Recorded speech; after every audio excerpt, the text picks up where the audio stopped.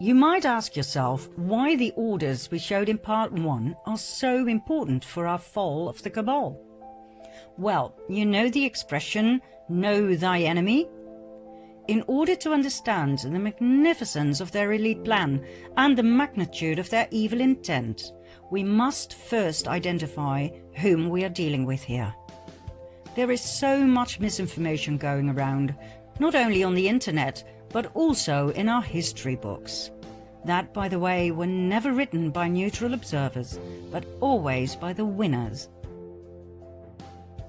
If you don't understand where the Cabal comes from, how far back they go in history, if you don't know how we were led to believe that all of these orders and movements were separate entities that came and went in history, independently and rather harmlessly, then you will most certainly not understand nor believe the true identity of the Cabal.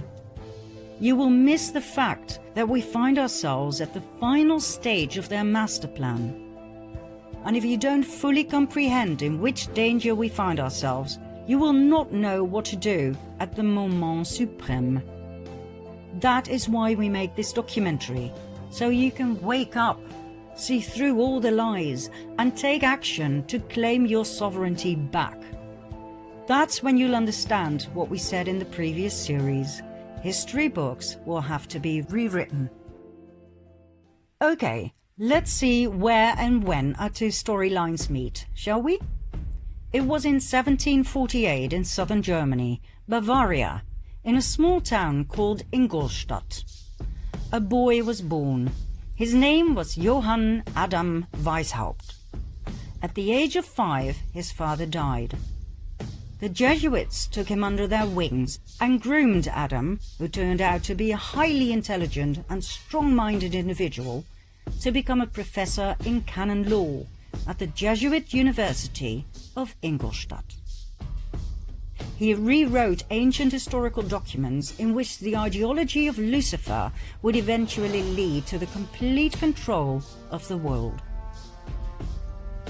In 1773, a secret meeting took place between Meyer Amschel Rothschild and a select group of 12 elite Khazarian bankers and businessmen. Remember Rothschild, key player in our first storyline? The excessively wealthy and powerful Ashkenazi Khazarian banker from Frankfurt? Well, Rothschild proposed to join forces and riches with the purpose of world dominance. He had set his eye on Adam Weishaupt, who would be perfect to implement their plans in practice and run their organization. And so, on May the 1st, 1776, Adam Weishaupt founded the Bund der Perfektibilisten, the Order of the Perfectionists, later to be called the Order of the Illuminati. It was the fusion of the financial empire of the Rothschilds and the wealth and power of the military order of the Jesuits. Their goal? The creation of a world government and world dominance. Although Weishaupt's name is commonly known among those who study this material, not many people are aware of the fact that he based his Order of the Illuminati on ancient documents, one of which was a letter that was given to him by Rothschild. This letter, referred to as the Constantinople letter, was old and of extreme value to the Ashkenazim. It was 287 years old, written in 1489 by the Nazi, the chairman of the Jewish High Council in Constantinople, as a response to an outcry for help by the head of the Ashkenazi Jews in France. Remember the Khazarians who had fled Russia and who had changed their name to Ashkenazi Jews? They now felt threatened by the other ethnic groups in France. The king had even told them they had to convert to Christianity. The reply of the Nazi in the Constantinople letter was as follows. As for what you say that the King of France obliges you to become Christians, do it. since you cannot do otherwise, but let the law of Moses be kept in your hearts. As for what you say about the demand to despoil you of your goods, make your sons merchants, that little by little they may despoil the Christians of theirs. As for what you say about their making attempts on your lives, make your sons doctors and apothecaries, that they may take away Christian lives. As for what you say about their destroying your synagogues, make your sons canons and clerics, in order that they may destroy their churches.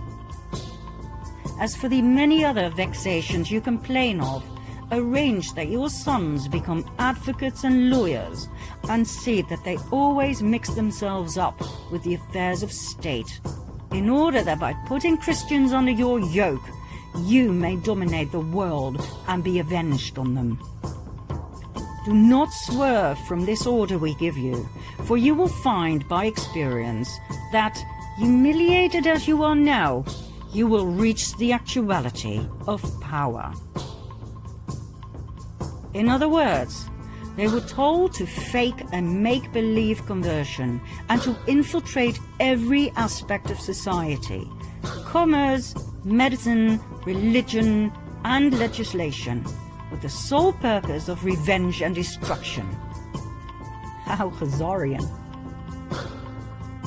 Adam Weishaupt founded the Order of the Illuminati in 1776, financed by the Rothschilds, based on this letter, that, by the way, was based on an even older document, more about which in part 4. 1 year later, in 1777, Weishaupt joined the Grand Orient Masonic Lodge. He made over 2,000 Jesuits head of the many lodges across the world, thus establishing a massive empire of power, in which the Jesuit order was the spider in the web.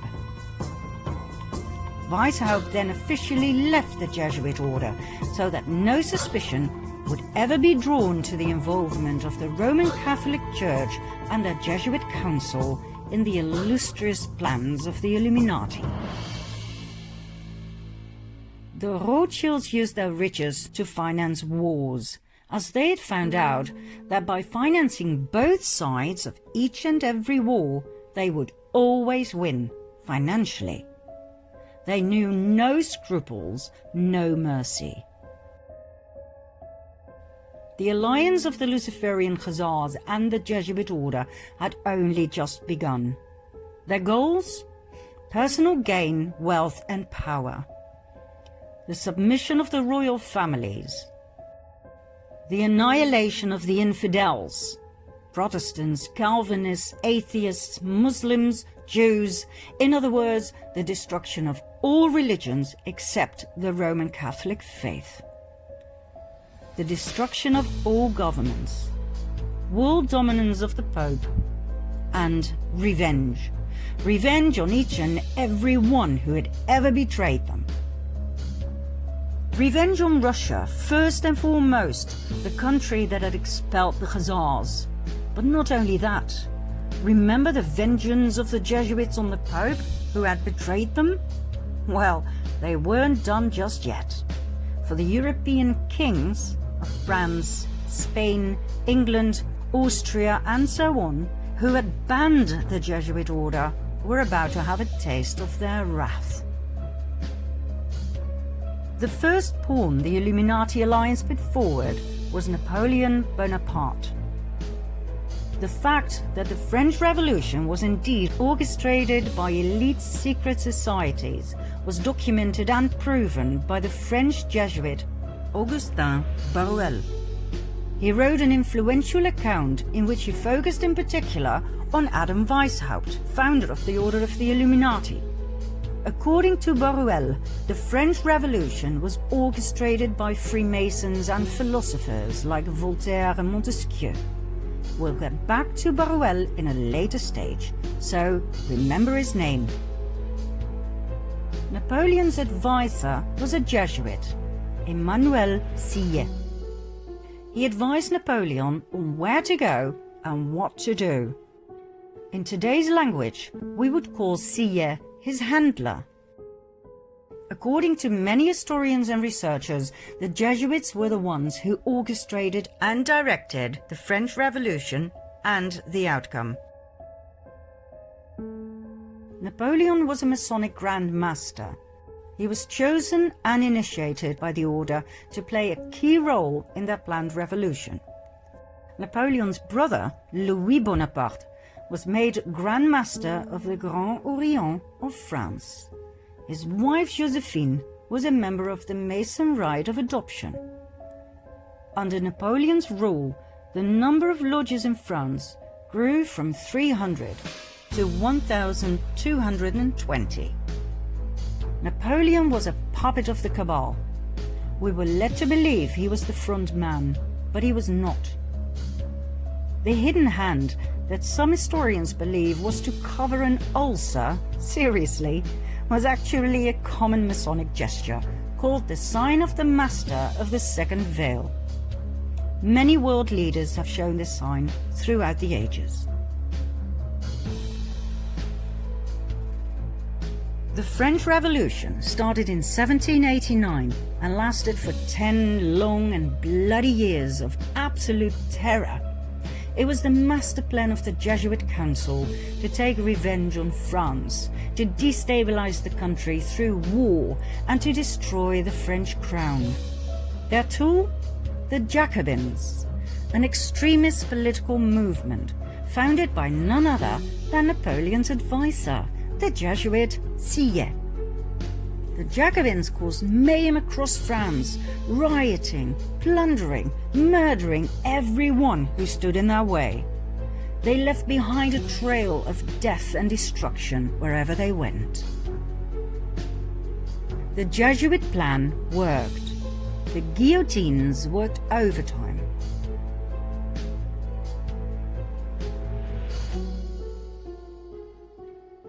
The Jesuit order is the most dangerous of all orders. It has caused more harm than all other orders. The doctrine of the Jesuits entails that their supreme general is the sovereign of sovereigns and master of the world. After the French Revolution had ended, the Napoleonic Wars started. They caused even more instability and destruction, not only to France, but to the many countries Napoleon invaded: Austria, Russia, England, Prussia, Portugal, and Spain, where the royal family was kicked out and Napoleon's older brother was put on the throne. Each and every country that had once banned the Jesuit order and the Khazarian Ashkenazi Jews was now in ruins. This was one of the order's most dominant passions: revenge. During the Napoleonic Wars, the Illuminati alliance deployed their most successful strategy. They financed both the French and the English army. It simply didn't matter who won. War was an absolute revenue model. It was the Duke of Wellington who fought Napoleon and who defeated him at the Battle of Waterloo in 1815. Nathan Rothschild, a brilliant and ruthless businessman, had his spies at Waterloo, and he had a private courier system, as he knew that fast communication was vital in business.